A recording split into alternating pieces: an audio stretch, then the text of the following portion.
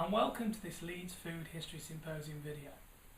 In the video I did about Derby cakes I mentioned about ale barm, and I've actually got some ale barm here. Well, actually it's beer barm, and this has come from Chris, who's the brewer at Brampton Brewery, and they make a range of very nice traditional English ales, and this is the yeast from off of the top, which smells rather fantastic. Now, this is what Gervais Markham said to use when making manchip bread. You would have ale barm, 3 pints of ale barm to a bushel of fine white wheat flour. The alternative to using ale barm was to use leaven, which is this stuff. So this is basically just flour, whole wheat flour in this case, mixed with water and then left in a warm place for a few days. In my case, this has been left in the airing cupboard with some cling film over the top. And basically it reacts with the natural yeast in the atmosphere, and you start to get this sort of spongy development with a kind of a crust on top, and you can use that as a raising agent. And that's what Markham talks about using in his recipe for cheat bread. Now the cheat bread, unlike the manchip bread, the cheat bread is made with wholemeal flour, and sometimes those kind of breads you would add other grains to them, like rye or barley. William Ellis, in fact, in the Country Housewife's Companion, he gives a recipe for servant's bread, and that similarly is made with wholemeal flour with the addition of maybe barley or rye as well, and you use leaven as a raising agent. So servant's bread, you can tell who this stuff's aimed at really. This manchip bread is aimed at the wealthier and the cheap bread. The servant's bread is clearly for the less well off.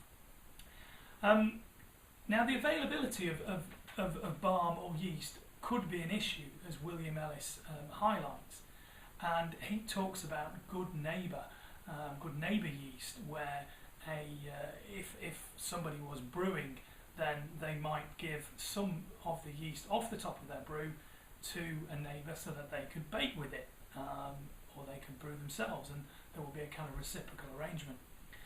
But what happens when a spanner is thrown into the works of that nice arrangement?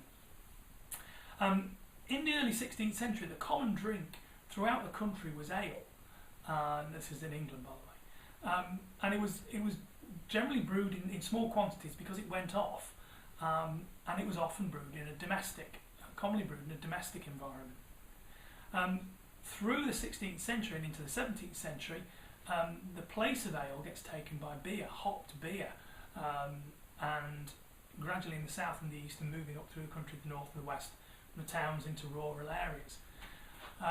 And hopped, the great thing about hopped beer was that the hops acted as a preservative, so you could brew in much bigger quantities. But the process was more involved as well. You had to boil the wort. So it meant that it was more suited towards a professional brewer. And so you've got a move from a small scale ale brewing to sort of larger scale beer brewing. And I could see echoes of this in probate inventories that I've studied for Derbyshire and Nottinghamshire in the 16th and 17th century. I've looked at around about 600 probate inventories, and you can see a clear decline in the number of households that are recording brewing equipment in the 17th century. There's another sort of angle to this as well.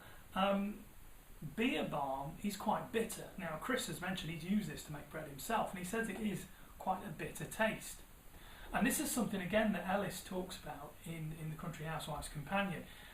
He mentions there and says that drovers coming down from the northwest would bring their own bread with them, because the bread that was for sale in Hertfordshire, where Ellis lived, they found it tasted really, really bitter, and they didn't like it at all.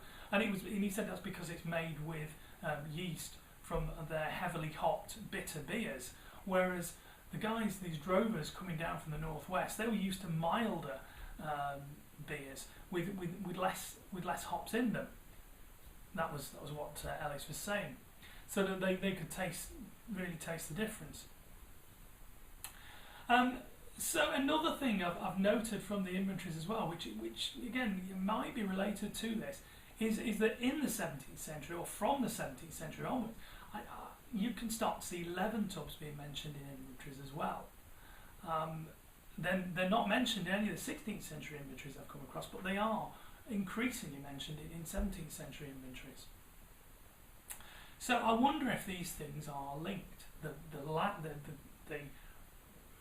less availability, if you like, of barm through domestic brewing, and an increase in the incidence of leaven tubs being making.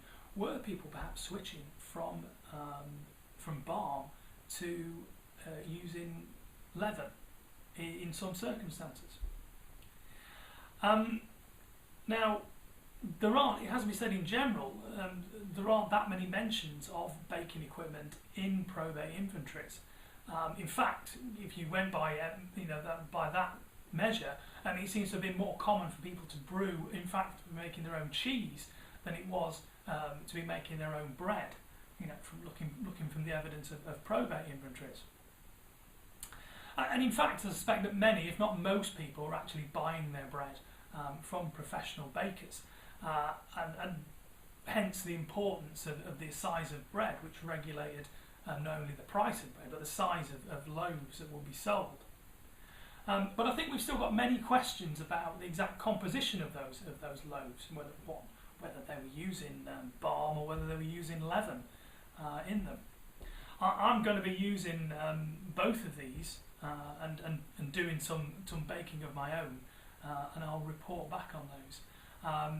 But in the meantime, thank you for watching, and best wishes to all of you. Bye.